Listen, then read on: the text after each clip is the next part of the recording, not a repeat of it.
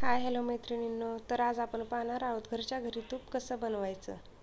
तर हे पहा, मी साई साठवलेली आहे 2 याच्यामध्ये. तर ही माझी 15 दिवसांची साई आहे. दूध तर आपण सगळेच विकत घेतो, पण बऱ्याच जणांना हे माहीत नसतं की त्यापासून तूप कसं बनवायचं. तर मी रोज दूध कडक तापवते, मग नंतर थंड झाल्यानंतर फ्रीजमध्ये ठेवते आणि मग 2 ते 3 तास किंवा 4 तास ठेवल्याच्या नंतर त्याला वरती साय येते, तर ती साय मी साठवून ठेवते. तर ही साय आपण आता मिक्सरच्या भांड्यामध्ये काढलेली आहे आणि त्यामध्ये थोडं पाणी टाकायचे आणि मिक्सरवरती छान फिरवून घ्यायचे. आणि हे भांडं मी ज्युसरचं वापरते. तर तुम्ही दुसरं कोणतंही वापरलं तरी चालेल, पण ज्युसरच्या भांड्यामध्ये छान त्याला पटकन लोणी येतं. तर मी इथं 5 मिनटं याला फिरवलं आहे.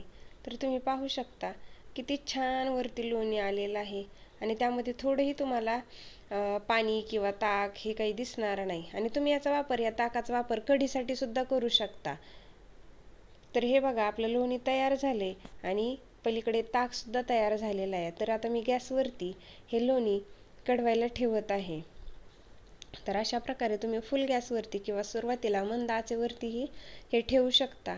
साधारणतः अर्ध्या तासापर्यंत हे ठेवायचं आहे आपल्याला आणि लक्ष द्यायचं आहे, मध्ये मध्ये हलवत राहायचं आहे, नाहीतर मग ते खाली लागतं किंवा उतू जातं. तर तुम्ही पाहू शकता अर्ध्या तासानंतर आपलं छान असं तूप तयार होत आले. मी आणखी त्याला 5 मिनटं गॅसवरती ठेवत आहे आणि थंड करून घेते. तयार झालेलं तूप तुम्ही स्टीलच्या डब्यामध्ये गाळून घेऊन स्टोअर करून ठेवू शकता. तर कशी वाटली रेसिपी नक्की सांगा कमेंटमध्ये.